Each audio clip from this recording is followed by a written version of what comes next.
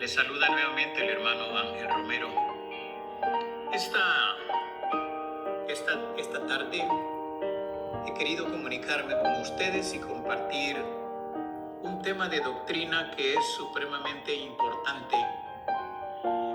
Algunos de ustedes escucharán el título de este mensaje y tal vez les causará extrañeza, tomando en cuenta las tradicionalmente enseñanzas que ustedes pudieron haber recibido del Evangelio en sus vidas hasta este tiempo. Quiero decirles que Dios siempre está trabajando, siempre está hablando y lo hará hasta el final de los tiempos. No podríamos decir que Dios ya lo dijo todo y que ya todo está escrito, porque Dios es un Dios vivo, es un Dios activo y que está en constante y permanente preocupación y cuidado de su creación. El tema de hoy que quiero compartir con ustedes se titula La restauración del Evangelio de Jesucristo por conducto de José Smith.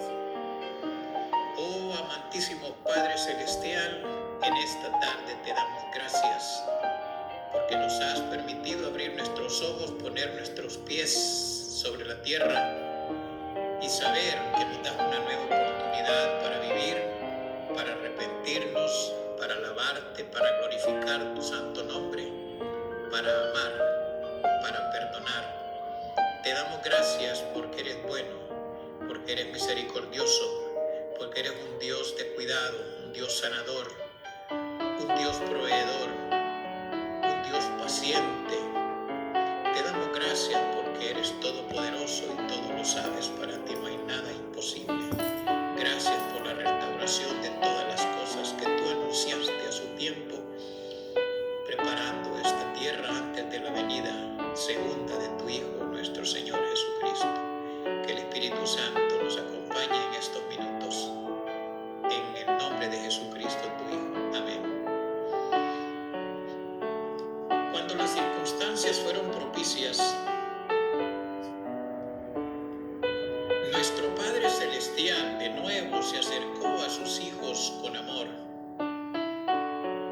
Llamó como profeta a un jovencito llamado José Smith, por conducto del cual se restauró la plenitud del Evangelio de Jesucristo en la tierra. José Smith vivía en los Estados Unidos, que en ese tiempo era quizá el único país que disfrutaba de libertad religiosa. Era una época de gran agitación religiosa en el este de los Estados Unidos. Los integrantes de su familia eran sumamente religiosos y siempre estaban en busca de la verdad. Pero muchos ministros afirmaban tener el Evangelio verdadero. José deseaba saber cuál de todas las sectas era la verdadera. Lo deja él plasmado en su testimonio escrito, que está registrado, y uno de los versos de ese testimonio lo encontramos que dice así: había sido mi objeto recurrir al Señor para saber cuál de todas las sectas era la verdadera, a fin de saber a cuál unirme. Por tanto, luego que me hube recobrado lo suficiente para poder hablar, pregunté a los personajes que estaban en la luz arriba de mí cuál de todas las sectas era la verdadera, porque hasta ese momento nunca se me había ocurrido pensar que todas estuvieran en error y a cuál unirme. La Biblia enseñaba que había un Señor, una fe, un bautismo. Eso lo dice en Efesios 4:5. Un Señor, una fe y un bautismo.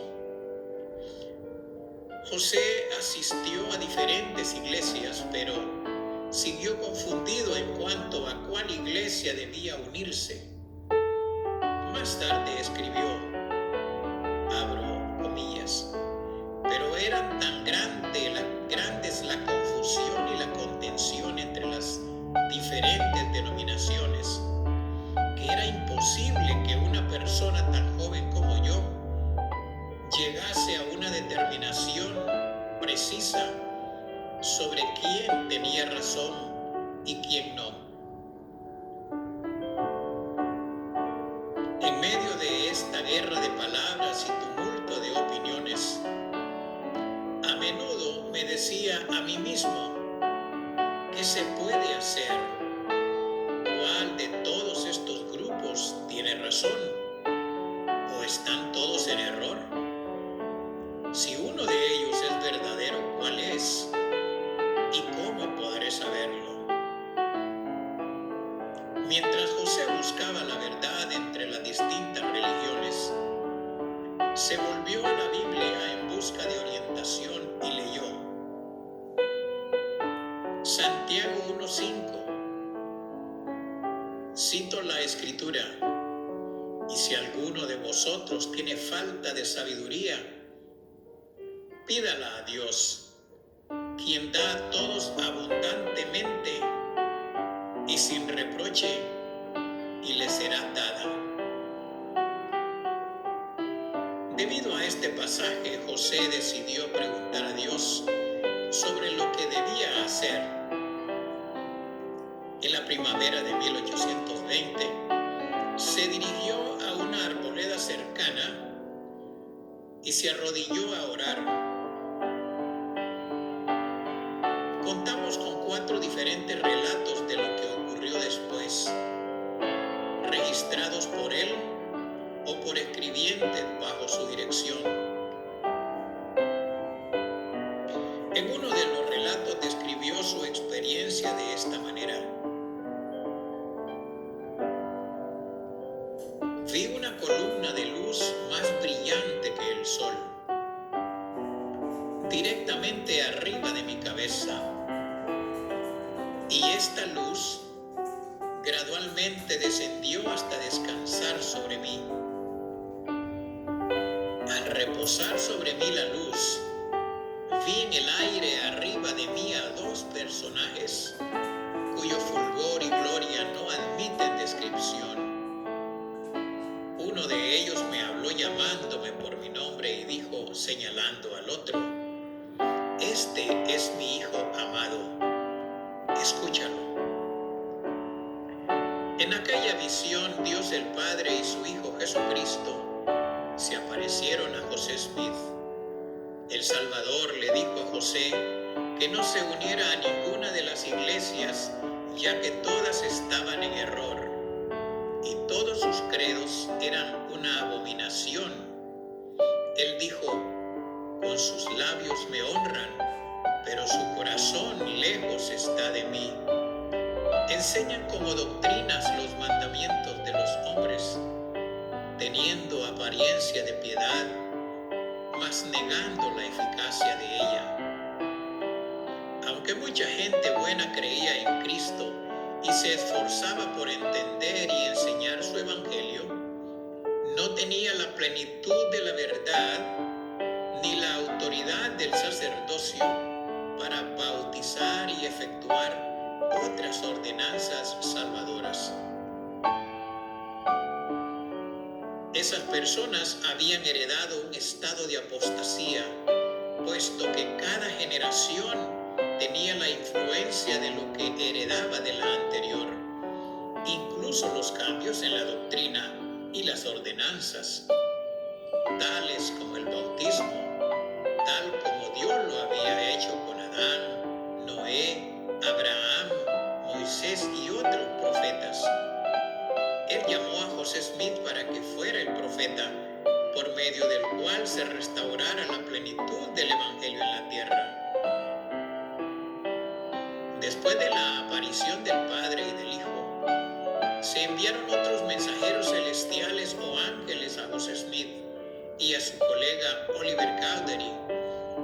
Juan el Bautista apareció y les confirió a José Smith y a Oliverio Cowdery el sacerdocio aarónico. la ordenanza del bautismo.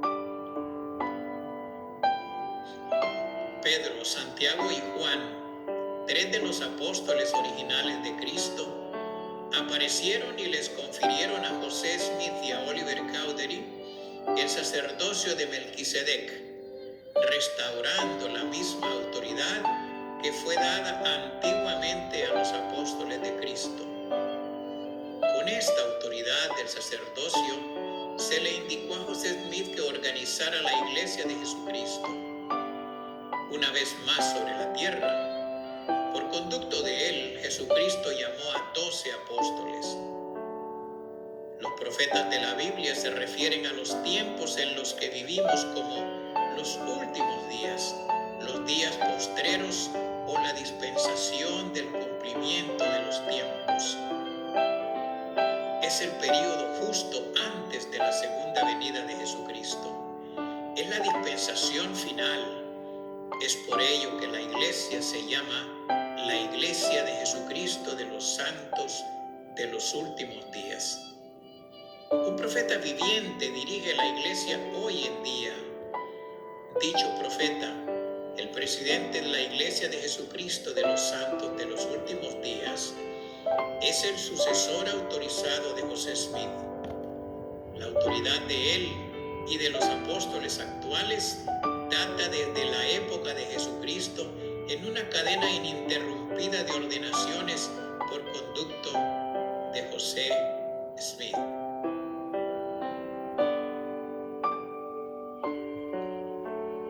Leamos unas 2-3 escrituras que están relacionadas a este maravilloso tema, mis queridos amigos. Efesios 1:10. De reunir todas las cosas en Cristo en la dispensación del cumplimiento de los tiempos, tanto las que están en los cielos como las que están en la tierra. Efesios 4:5 para ustedes, mis hermanos. Un Señor, una fe, un bautismo. Santiago 1:5. Y si alguno de vosotros tiene falta de sabiduría, pídala a Dios, quien da a todos abundantemente, sin reproche, y le será dada. Mis amados hermanos, hasta aquí dejamos este tema. Les invito a que con humildad y con el deseo de saber, hagan una oración y pregúntenle al Señor si estas cosas que han escuchado hoy son verdad, si lo hacen con verdadera intención, con el profundo deseo de saber, porque está en juego la salvación de cada uno de nosotros, mis queridos amigos. Puede ser que hemos seguido tradiciones y costumbres a través de nuestra existencia, pero ya es el momento, hoy es el momento para que abramos nuestro entendimiento, nuestra mente y nuestro corazón y veamos qué más ha dicho nuestro Padre Celestial. Si en un momento de la historia en el cielo el Padre envió a su Hijo a morir por ustedes y por mí, hay una razón poderosa para ello. Todos oímos hablar de salvación, pero la salvación es un